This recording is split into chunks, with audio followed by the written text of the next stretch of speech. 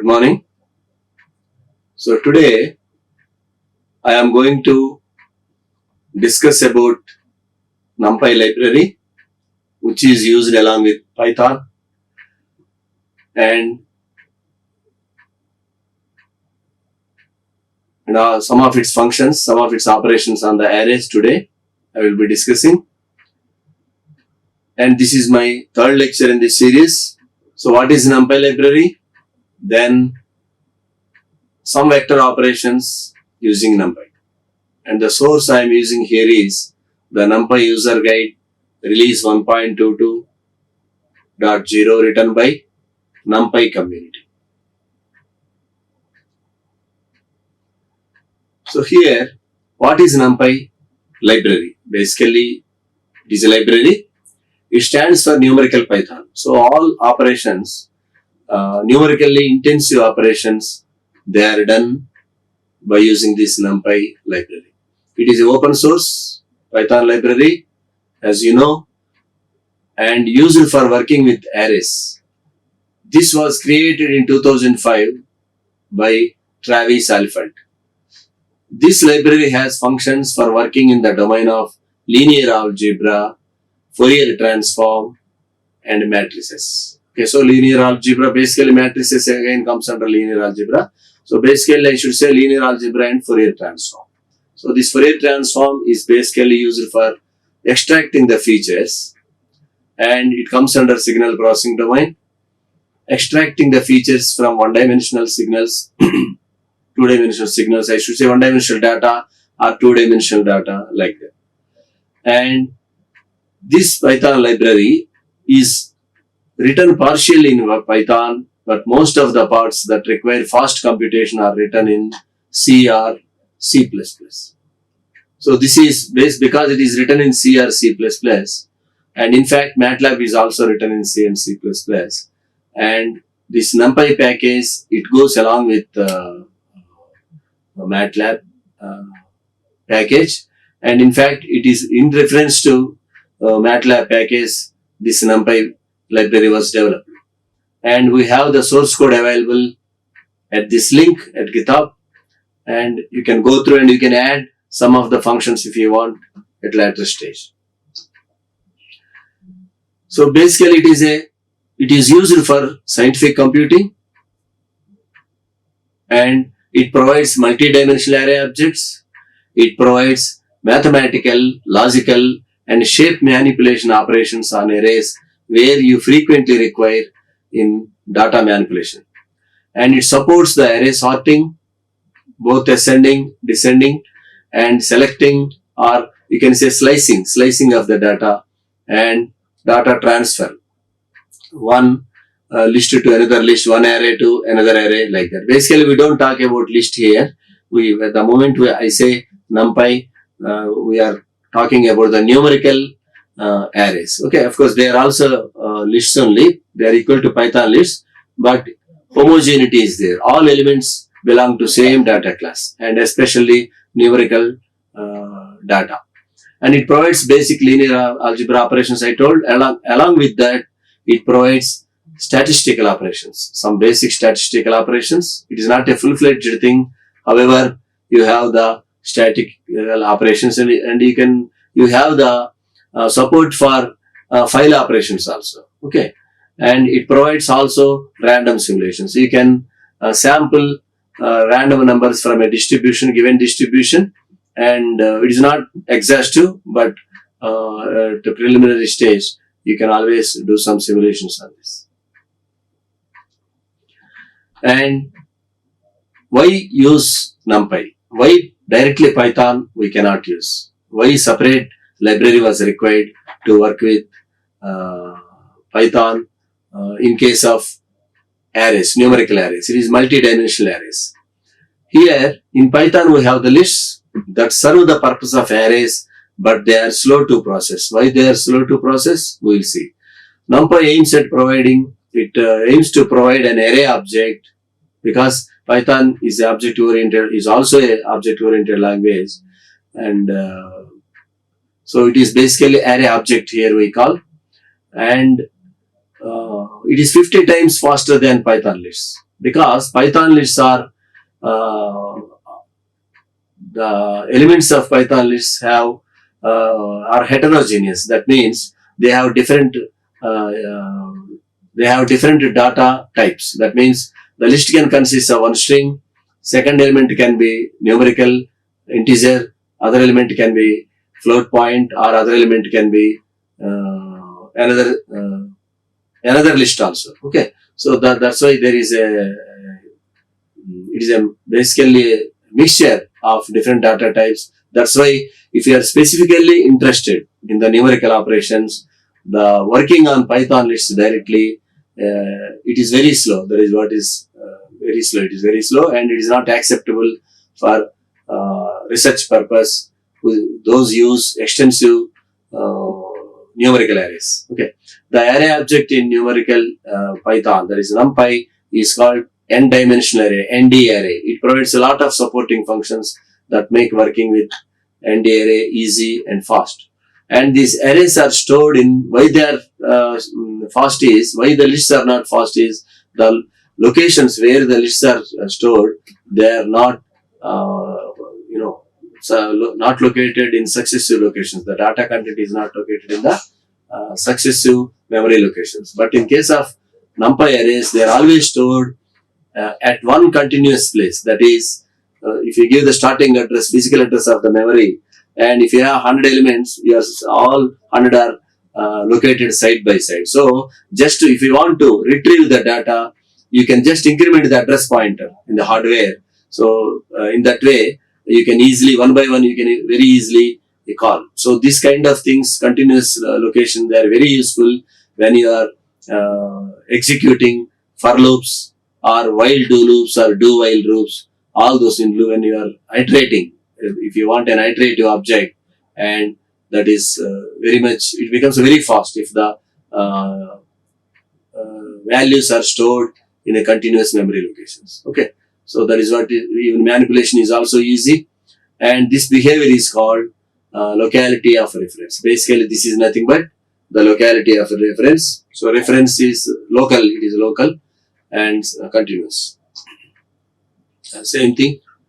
This is now what is array? Now let us start with the technical content, more technical content.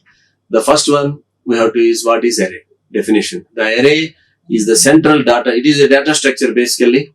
You know, in other languages also, in MATLAB, in C language, and in Java, everywhere you have the arrays.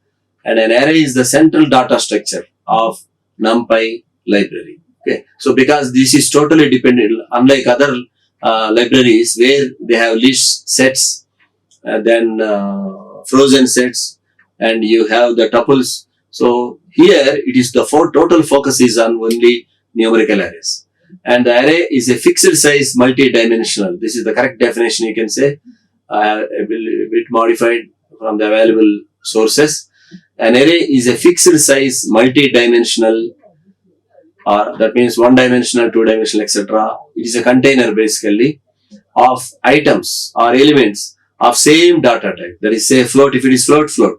And size, what is the size? Each element can take 32 bits or 64 bits or sometimes 128 bits also.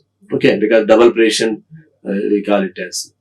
Then so this is what you have the regarding what is the fixed size. Here the new term I use, fixed size. It means if I take a Python list or any object, list or set, I can go on adding the elements one by one, or as a set, you can add this set to another set, and you can, unlimitedly you can increase the size of the list. So what it means until the memory supports. Basically, if the RAM size is less, then it will give the out of memory or some kind of exception it gives, hardware exception. So here fixed size means you are defining the size of the array before you use it. Okay. So you have to first define, when you are creating it, you are specifying the thing. And if you want to add elements, you have to use the additional thing. That is, by default, you cannot just add like that. You have to use concatenate, that other functions or other methods you have to call to increase the size. But given the set arbitrary, you cannot go on increasing the size. So once you define, once you create, and it will remain the size as it is. If you try to change the size, then the previous array will be destroyed, new array will be created. But it is not the case with Python list. So Python list, if there are 10 elements, you can add 2 more elements and you can indefinitely increase. So here, why the fixed size is, because the uniform data structure, we, for numerical operations, if the fixed size is there, then it becomes the addressing of this, because you know the size of this one, where to start and where to end, you know. So that is the reason, once it is the fixed size array, you can, so many numerical operations can be done very fast. Then let us take the rank of an array. What is the rank of an array? The rank of an array is the number of dimensions. So if it is a 3-dimensional array, the rank of the array is 3 dimensions.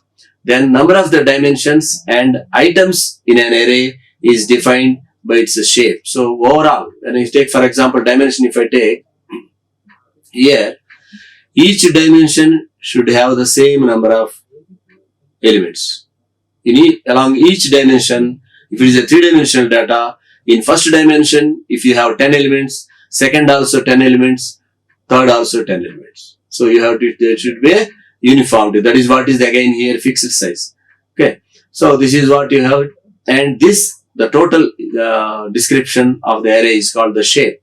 Shape means it includes the number of items, it includes the number of items in each direction, and it includes the number of dimensions. Okay, this we are going to discuss later. And the dimensions are also called as axes. So 0th axis, first axis, second axis. Like that, if it is a 3-dimensional array, it has 0th axis, first axis, and second axis. Okay.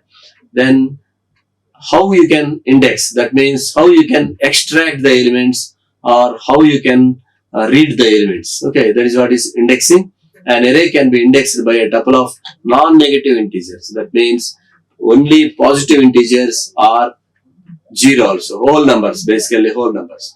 So it starts with 0 as in case of Python, because Python, otherwise Python won't support 0 to, if there are n elements, 0 to n minus 1, they are the, they form the indices for the Python list or even NumPy array also. Okay.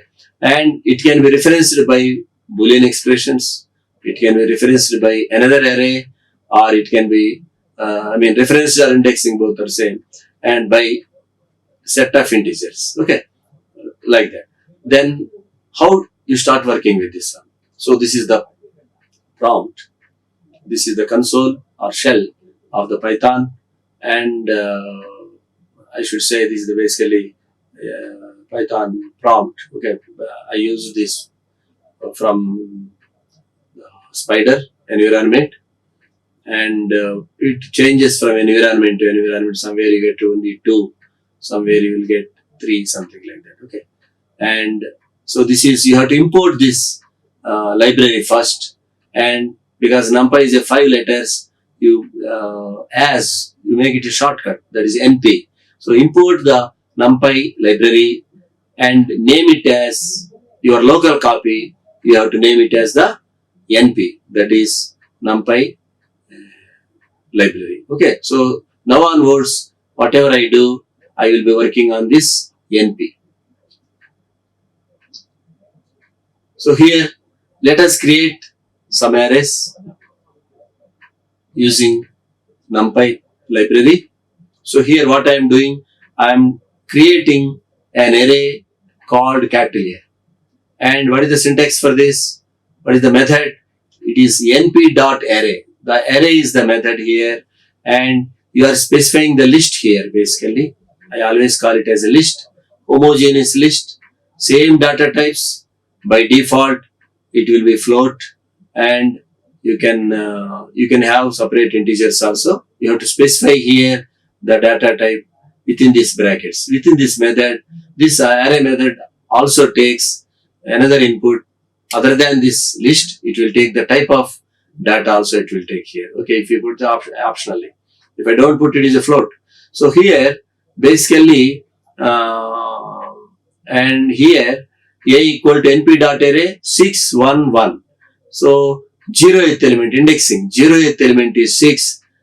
I am extracting this element by A within square brackets 0, and same thing A1 is 1, A2 is 2. So index is 0, 1, 2. Total elements 3. And what is the dimension of this one? The dimension of this one is 1. It is one dimensional array. So basically it is nothing but a vector. So capital A is a vector. I have created a vector.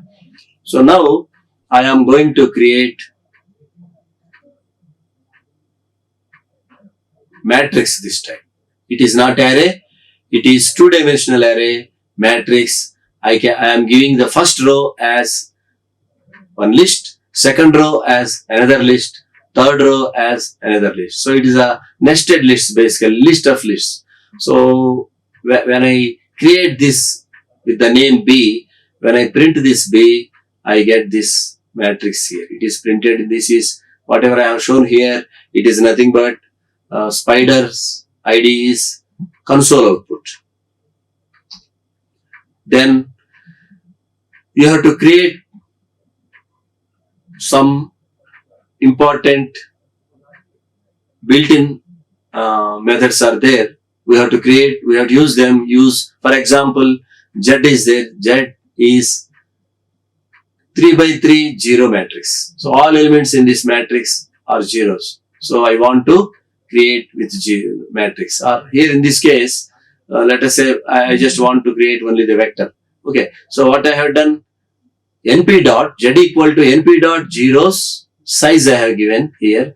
The size is 3 and it is only one dimensional because I have not specified another one.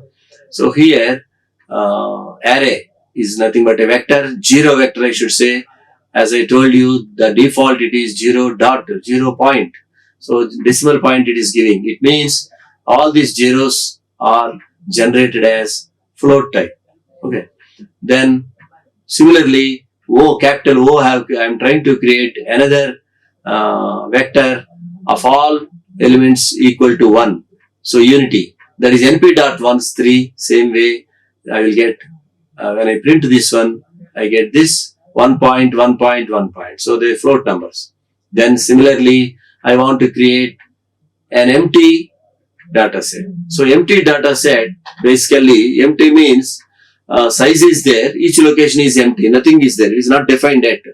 It is not defined, so the value is blank basically. It is not string, so you should remember that it is not the string, it is not the null string, it is null numerical value, you should say. There is no value in that one, that is what. So when I create this one, what happens is, there are 3 elements I am creating. These three elements, 3 memory locations. I am just allocating one memory locations, and I have not filled those memory locations with any predefined value. So what happens is, randomly from the memory locations, whatever values are available, in this here, it is showing as 1.0, 1.0, 1.0. Sometimes you will get 10 to the power of 19. Sometimes you will get 0. So it is all random values at that point of time, because it is all RAM. You are using the random access memory, working memory, temporary memory. So at the time of switching on the system, whatever the memory is initialized with random values. So those random values are seen here. So now if you want to empty it, you have to fill this E with empty. I mean, you have to fill with zeros, for example, you have to fill with zeros. Any other value, whatever value you want, you have to fill after that one. So same kind of scenario, it exists in case of C language also. In C language, you have one function that is memset. You are setting the memory to zeros. You have to specify within the loop, you have to specify that one. Okay, within the loop, each location you have to fill. You can fill sometimes with FF, that means 255 value in some kind of, if you want to do some kind of system testing, those things are preferred. And sometimes you fill with zeros, sometimes you fill with all ones. Here you are not filling, before filling it is empty, you are creating, it can have any value. Now if you want, you are going to fill this one with your values. Okay. Now let us consider another important arrays. These arrays are built-in arrays, and these are built-in data sequences. These data sequences, they are nothing but Python data sequences means list, tuples, sets, etc. So here data sequence in case of NumPy, it is mostly numerical vector. So here array is that one which we are considering now. It is a built-in method is there. These are equally spaced. You want to generate the numerical vector whose values are starting some value and whose values are starting at some point, some value. Here in this case, 1 is their starting value, end value is 5. You want to increment the starting value by 2. The step is 2 here. The method is arange. Okay, arange is not, I call it as arange, not arrange. Arange I call it. Okay, so this is the method which is used to generate uniformly spaced numerical values. It is a grid. You are creating a uniform grid. So the starting with 1 to 5. So here step is 2. 1 is there here. This is the result. The R is the result. And I have 1 here, starting value. Then 1 plus 2, 3. It is there. 3 plus 2, 5, because the indexing stops at 4. So there is 5 is out of the range. So it printed only 1 and 3. Now similarly, instead of giving start 10, I just give 5. What it means is, the method assumes that starting value is 0 and it generates 5 values here. Okay, here no number of values are specified, starting, ending and step. So depending on the step, depending on the starting and ending values, you will get the number of elements in this vector. Okay, here you are fixing the number of elements as 5, but by default it takes as a number of elements and it starts with 0 and it increments. The step is also 1 unity. So default starting, so what is the default value of starting for this range? It is 0. Ending is what you are giving here, and step is again default 1. Okay, starting point is 0, step is 1, and whatever you are given single value, single argument, it acts as the end point. So 0, 1, 2, 3, 4 like that. Okay. Now, this is same thing repeated here. Now, take this one, r equal to np.arange 1, 3, 0.5. So it is not only integers, the step can be decimal numbers also. It can be a real number also. It need not be integers. So here when I take this 0.5, so here it is showing as integers. It is printing actually inside the memory. Probably you have the float by default, or even if it is not float, it can automatically convert into float whenever it is needed. No separate data typecasting is needed here in this case in Python. So here you have, let us come to this point again. This is the starting, ending, increment is 0.5, 1, 1.0. Because increment you have given float, all other numbers will be float. 1.0 is there instead of 1, 1.5, 2, 2.5. So 2.5, 0.5 is 3. 3 is out of the range because this is excluding the end point it gives just below that. Now, take another built-in sequence, that is linear space. So, linear spacing.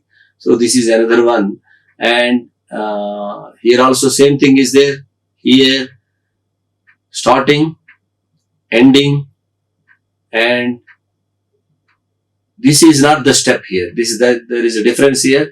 The third argument is not the step. It is the number of elements you want. Starting values 0. Just copy this 0, put it here. Then starting from 0, I want 5 values. Up to 2. Okay, up to 2. So 5 values means starting value is 0, ending point is 2. 2 minus 0. The total range, range is 2 divided by, because 0 is taken, correct? See, this is very important. So, several times, my students used to do this mistake in the laboratory. And when you give 5 here, 5 now values I want, okay? 5 values means 0 already is taken. So remaining are only 4. So range is 2 minus 0. That is 2. 2 divided by 4. So then 0.5 is the step. So step, this is not the step. This is the number of elements you want. And excluding this starting value. Okay. So that is what you heard. So 0.5 is the step here. Step is obtained from the number of elements required here.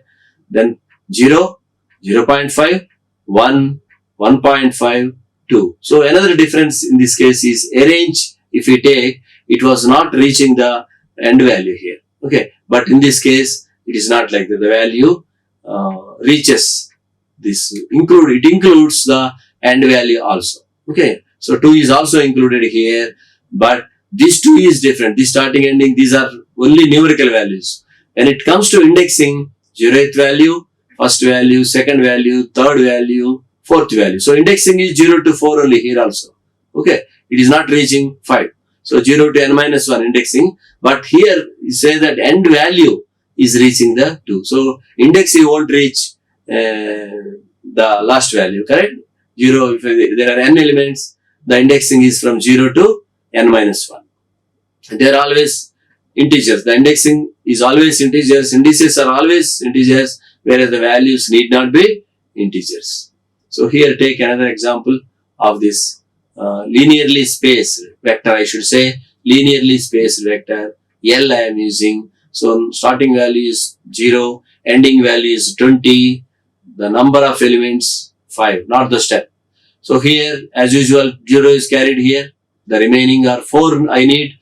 20 divided by 4, the step is 5. So 0 plus 5, 5. 5 plus 5, 10, 15, 20 like that. Okay. So these are the 2 examples I have given. Then array sorting.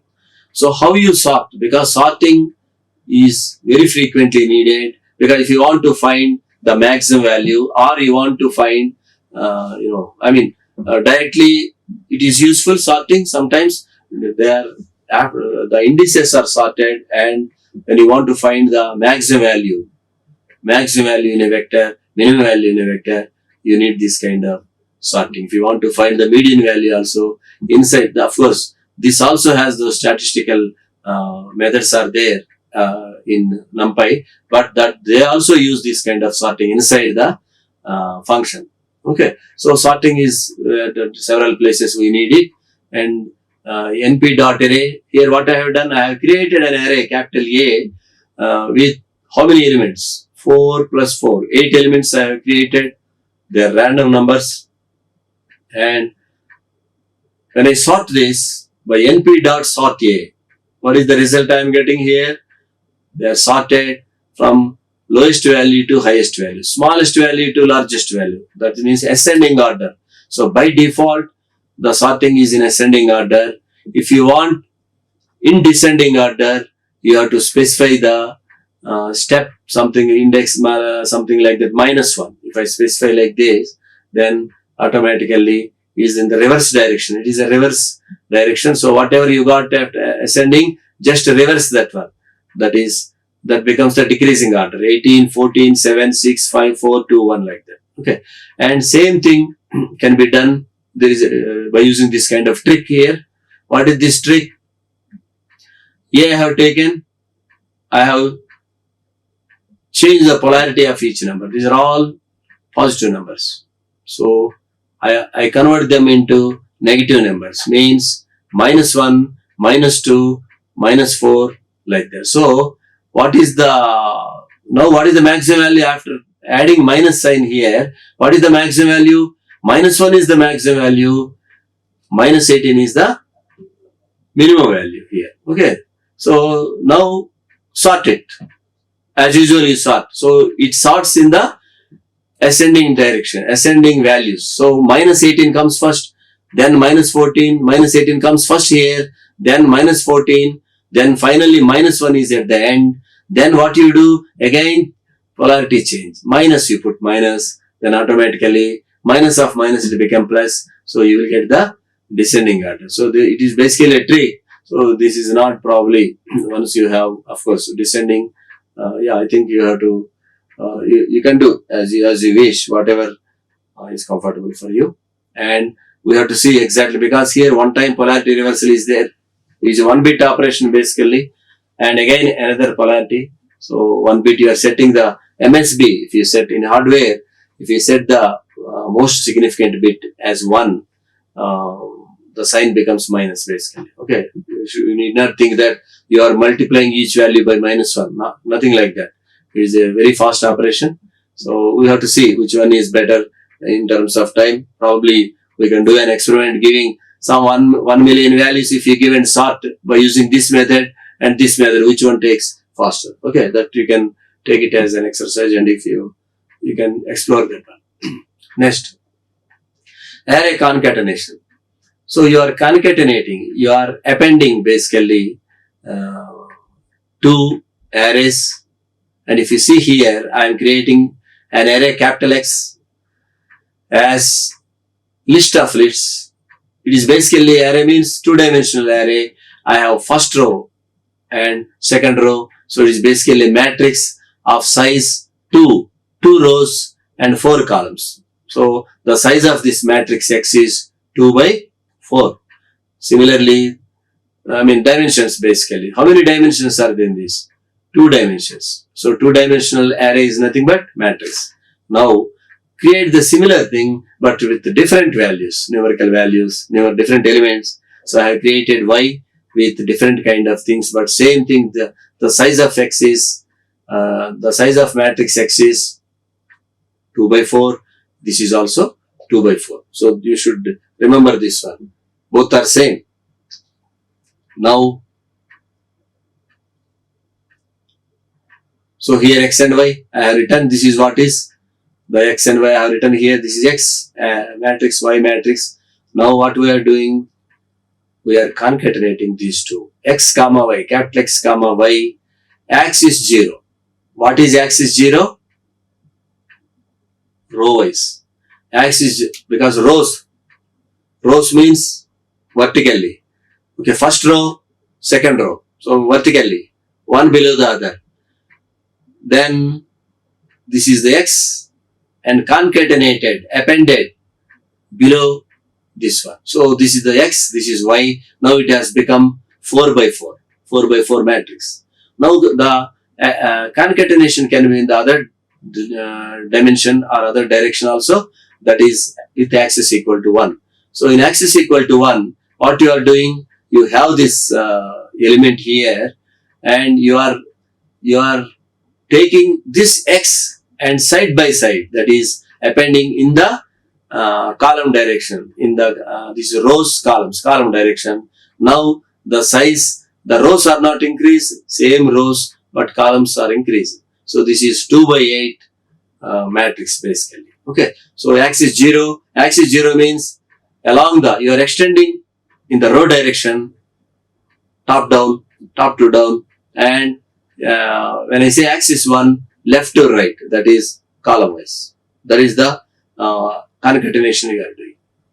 Now let us take an array. The array underscore example is the array name, and this is created by np.array. What is this one here? See, this is the method, small brackets here and here. So within the method, within the brackets I have, this is the argument you are passing. What is this argument? Only single object. It is only one object here. Okay. What is that object? See here. It is starting with square bracket here and ending with square bracket. So it is basically a list. So within this list, first element is one matrix.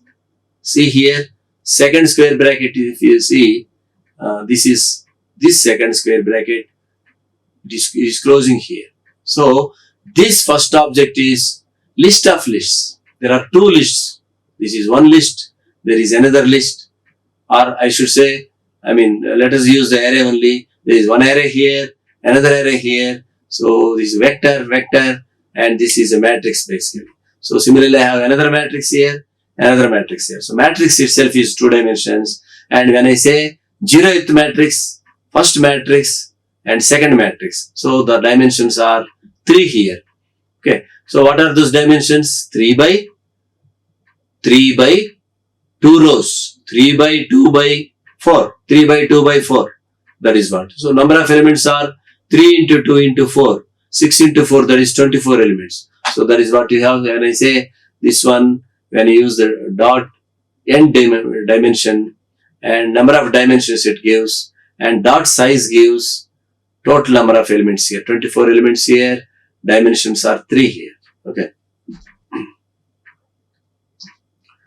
Then, so what I have done is, today I have reviewed the advantages of NumPy library compared to native Python.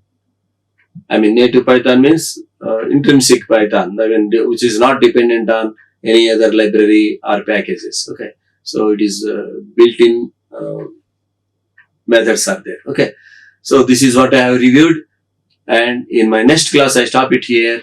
In next class I am going to further expand this to matrix operations, and I am going to do several operations. Okay, in the coming lectures I demonstrate the usage of NumPy for statistical operations, matrix operations, and higher end operations on this one. Okay, thank you for your attention. Like, share and subscribe. Hit the bell icon for more updates.